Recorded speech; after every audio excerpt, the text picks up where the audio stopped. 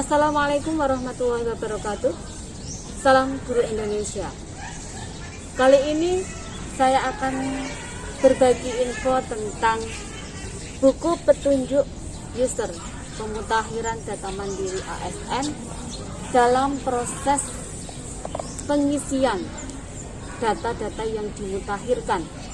Nah, kali ini yang pertama adalah riwayat ubah profil. Jadi, yang pertama adalah di bagian ubah profil.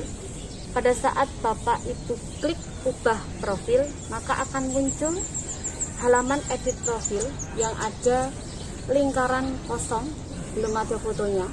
Nah, dalam kegiatan pemutakhiran selalu dilakukan 3 kegiatan. Yang pertama adalah pengisian data, yang kedua unggah dokumen, dan yang ketiga adalah ringkasannya. Nah, pada profil ubah profil ini 3 bagian yang diisi adalah informasi utama. Jadi foto, Bapak Ibu siapkan foto formal dengan ukuran maksimal 500 KB. Foto terbaru dengan file tipenya adalah JPG, JPEG atau PNG. Caranya, jadi di sini cara unggah profil, klik di lingkaran, terus ambil foto Bapak Ibu yang ada di file mana, tempelkan, dan muncul foto profil yang sudah diunggah. Jadi nanti setelah Bapak Ibu klik dan tempelkan foto yang Bapak Ibu punya, akan muncul di lingkaran itu foto Bapak Ibu. Nah, yang berikutnya, jadi yang pertama adalah foto, yang kedua kontak pribadi. Pada bagian kontak pribadi, isian yang dapat diubah alamat, nomor telepon, nomor handphone, email instansi, dan email pribadi. Nah, jika ada yang tidak sesuai, maka tadi silahkan Bapak Ibu klik di profil kontak pribadi. Ini kemarin milik saya sudah saya isi.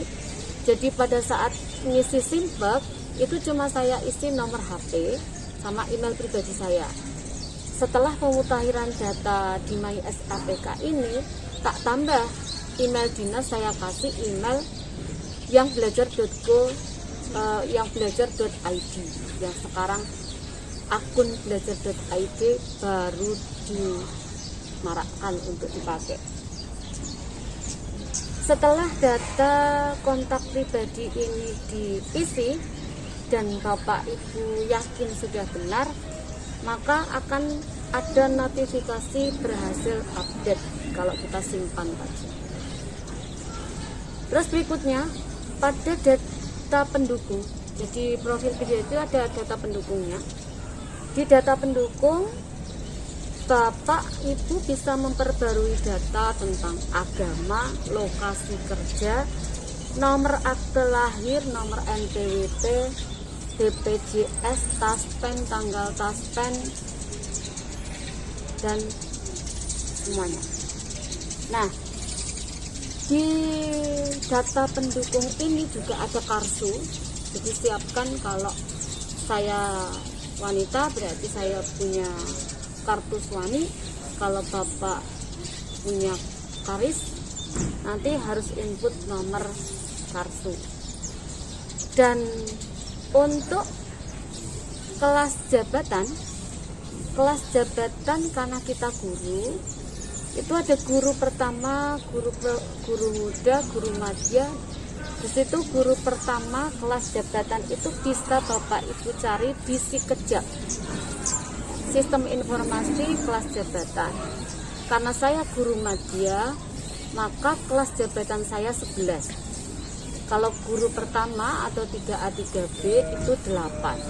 Kalau yang guru muda 3C 3D itu 9. Itu ada di aturan, sudah ada di permennya nomor tentang kelas jabatan. Nah, saat kita ubah profil pendukung, nanti muncul data-data yang harus kita isikan tadi. Kalau Bapak Ibu sudah mengisi lengkap sesuai dengan data Bapak Ibu yang punya, silahkan disimpan. Akan muncul notifikasi. Jika belum berhasil, ada tanda silang merah. Kalau sudah berhasil, ada centang hijau. Berarti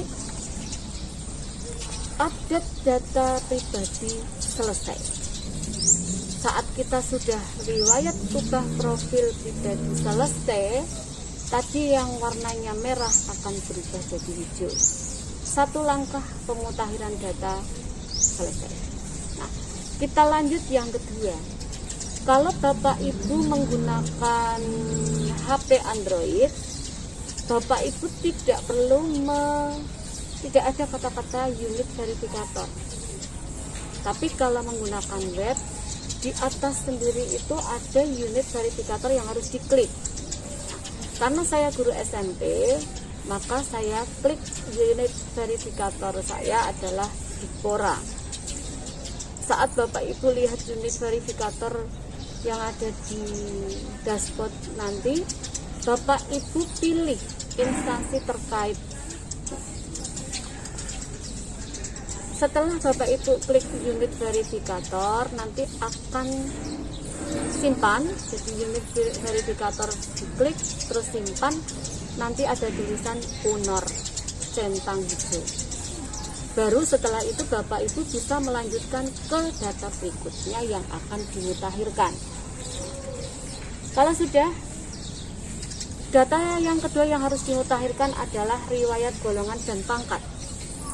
Pada riwayat golongan dan pangkat, pada saat Bapak Ibu klik pemutakhiran data, maka di situ akan muncul detail.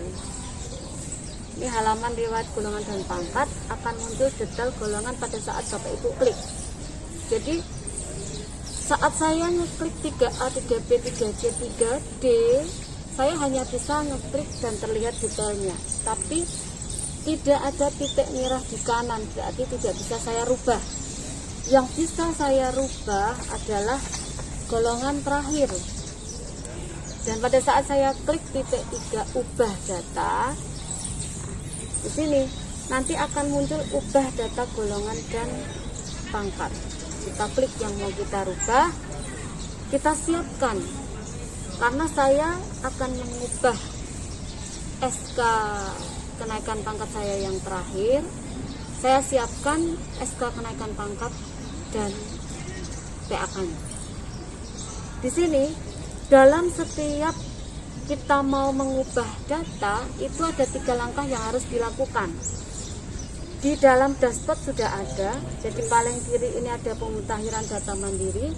Di tengahnya itu ada 3 langkah yang harus kita lakukan. Yang pertama adalah pengisian data, yang kedua upload dokumen, dan yang ketiga ringkasan.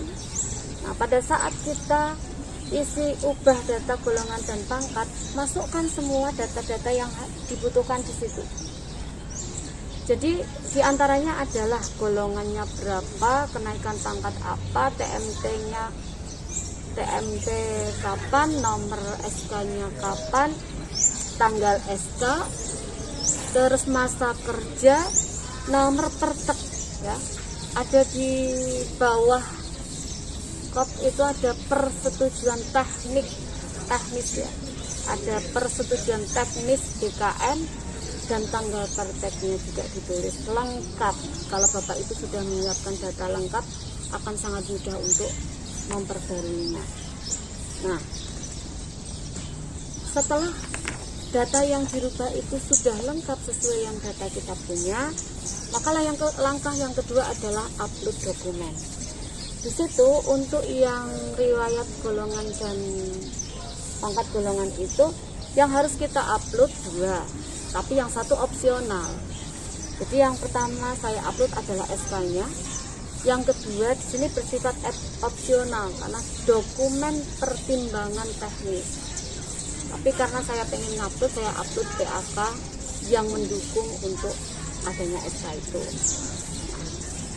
Setelah 2 langkah ini dilakukan, maka yang ketiga kita lanjutkan. Jadi saat kita sudah mengunggah dokumen, klik bawah lanjutkan. akan muncul langkah yang ketiga, ringkasan. Di situ Bapak Ibu bisa melihat apa yang sudah Bapak Ibu lakukan dari awal hingga akhir. Kalau sudah yakin bahwa data yang sudah kita input itu benar, maka di bawahnya akan muncul kata-kata saya menyatakan bahwa data yang saya input benar, dicentang, kirim. Nah, selesai.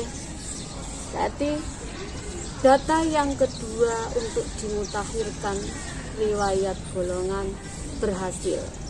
Nanti di klik pemutakhiran data sudah hijau 2. Sekarang yang ketiga,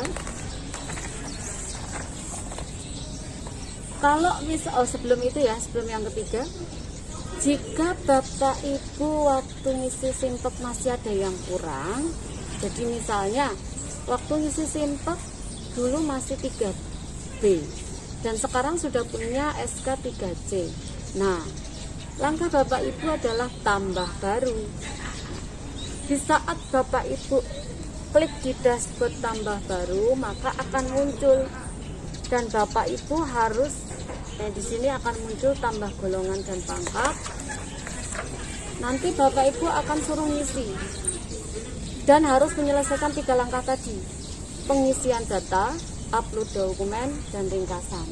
Jadi pada saat Bapak Ibu harus mengisi data, ya data selengkap kayak tadi. Terus kalau sudah benar, lanjutkan, maka Bapak Ibu bisa mengunggah dokumen yang Bapak Ibu punya, SK terbarunya. Setelah itu lanjutkan, akan muncul. Nah, di sini sama, jadi nanti akan diminta untuk mengunggah 2 dokumen, 1 SK, 1 pertimbangan teknis, tapi bersifat opsional, boleh diisi boleh enggak. Lanjutkan, terus akan muncul ringkasan. Kalau sudah dianggap benar data Bapak Ibu semua, di bawah ada tulisan saya menyatakan data yang saya input benar, centang, nanti kita kirim. Selesai untuk langkah yang kedua. Semoga bisa dipahami. Kita lanjut pada yang ketiga. Data yang ketiga adalah riwayat pendidikan. Pada riwayat pendidikan yang dapat diperbaiki ya, dimutakhirkan adalah data yang terakhir.